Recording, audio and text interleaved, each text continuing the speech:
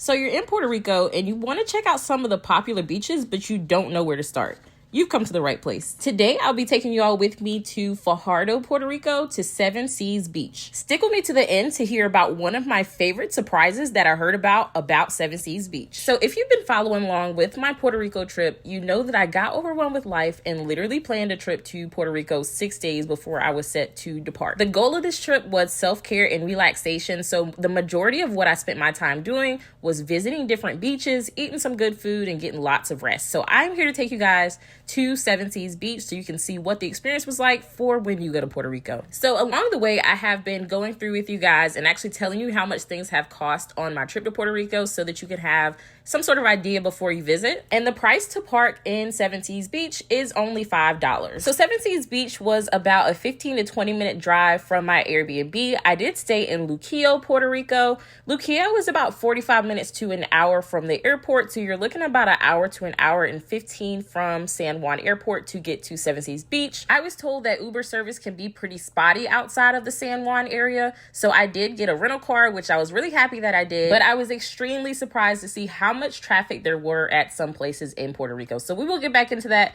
in some of my later videos. But for right now, let's talk about Seven Seas Beach. As you guys saw when I was coming in, there were only a few cars parked at the beach.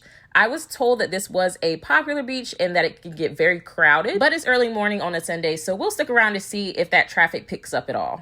So once I entered into the actual park from the parking lot, one of the first things that I noticed is that there were actually public restrooms. This is something that's really important, especially if you're traveling with small children or you just need the convenience of having a bathroom so that you can spend time on the water all day long. So I was really excited that they did have public restrooms here. They also had drink machines. Drinks were available for purchase right next to the gate as well, close to the restrooms. So definitely come in handy on a warm day or a day that you just forgot your water or run out of things to drink. Also, as I entered in, there was a map of the beach on the left-hand side. And now we are getting into what looks like some spaces for kiosk or food stands on a popular day. So I'm not exactly sure the schedules for the kiosk in Puerto Rico. A lot of the days that I was here, they were not open or there were very few open. But I do think that I was here during the off season and I'm wondering if the hours are more scattered or sporadic during the off season. So when I was researching beaches and researching Seven Seas Beach, there were a couple cool things and unique features that I found out that I'm going to share with you guys. Number one, this beach is known for being a family-friendly beach in Puerto Rico. Of all of the places that I visited throughout of my trip, this one had the calmest waters. So there was more people that were actually able to get in and safely swim as opposed to some of the other beaches that I went to, including Luquillo Beach, as well as Flamenco Beach. One of the things that Seven Seas Beach is most popular for is that it is known to be a home for beautiful coral reefs. For my people who love to snorkel, this is a popular snorkeling spot in Puerto Rico because these coral reefs can be found very close to shore. Aside from finding beautiful coral, you'll also find some beautiful sea creatures such as sea turtles, stingrays, parrotfish, blue tang, otherwise known as the dory fish in Finding Nemo, and the list goes on. This beach is also known for its beautiful water, the shaded areas and greenery, and for being a blue flag beach, which means it meets a high standard of environmental health and safety. So basically have the beach to myself today. Today we're at Seven Seas Beach. It's really, really, really nice. It seems very secluded today, but I was told that it can get really, really busy.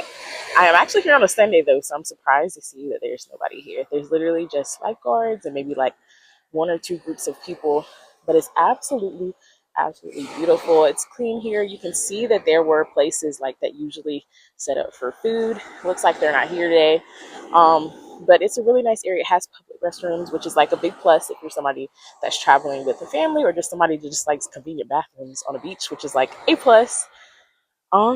So I'm planning on staying out here for the next couple of hours, and then probably about 2 hours I'll head back to the apartment to get, ready and together to go to where is it? Where am I going? Where am I going? Where am I going? I don't know where I'm going. The weather is beautiful. I hope it stays this way. You guys know I was talking about how it was supposed to rain the whole time. Like, I'm so glad I didn't listen to the weather and cancel my trip because the weather has been absolutely beautiful. So very grateful for that. Got my little setup here. I love this little chair. I'm right here on the ocean. Ocean's absolutely beautiful. Like, I could not ask for a better day. I need to show you guys what I brought for my snacks today. I'm such a little kid.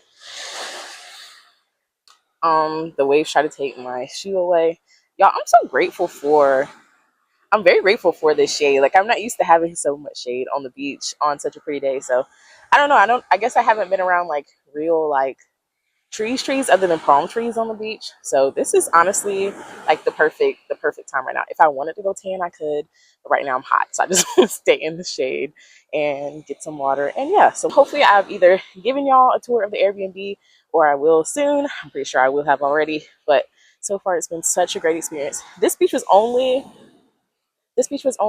19 minutes from my Airbnb. Mind you, we're on a beach at the Airbnb as well. So like it's a whole lot to do. When I go to Seba, that's only I think a 25-minute drive from the Airbnb. So everything's right there. I did get a rental car. Traffic was really horrible yesterday, but so far so good. I'm really loving the location and it seems to be close to a whole lot of different things. So I promised that if you guys stuck around, I would let you know about one cool thing that I found about Seven Seas Beach. And that is, if you take about a 15 to a 20-minute hike from Seven Seas Beach, you will reach one of the most unique beaches in the area. So the beach that you will reach is actually known as Playa Calora. Playa Calora got its name and it is known for its reddish golden colored sand. It is an underdeveloped beach, so it is beautiful for nature lovers, somebody that wants somewhere that is secluded, doesn't have a whole lot going on. It is just very much a place that you can connect with nature, and it is known to be absolutely beautiful. The waves at Playa Calora are very strong. They are known for having rip currents, so it's not ideal for swimming or not recommended to swim. But it is a beautiful place for photography, just for relaxing, for being able to enjoy nature. And if you take about a 5 to 10 minute hike from Playa Calora, you will get to another beach known as Playa Escondida, which is so secluded that it's actually known for being the hidden beach. Let me know in the comments if you've ever heard of these beaches, if you plan on going, and if you've ever been, let me know how that hike was over to these beaches. Also very excited with how well my connection has been working here, like especially on the beach, because I know like in the mainland, a lot of the beach, my connection does not work, but especially with me, look how beautiful that is. Oh my gosh.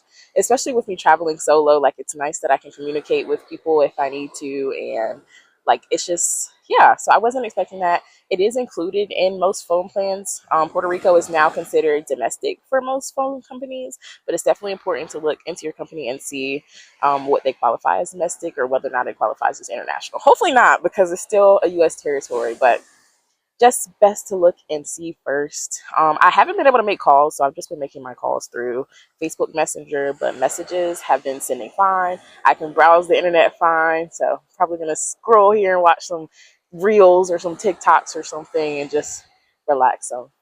So at this point, when we were heading closer towards midday, it did start to pick up at the beach, especially the area that I was at. But it was actually time for me to head back to my Airbnb so that I could get ready to go on my trip to Flamenco Beach. If you want to find out how my $8.50 ferry to one of the most beautiful beaches in the world went, make sure to give me a subscribe and check out the rest of this series. This is Travel with Rakaya. Follow me for more.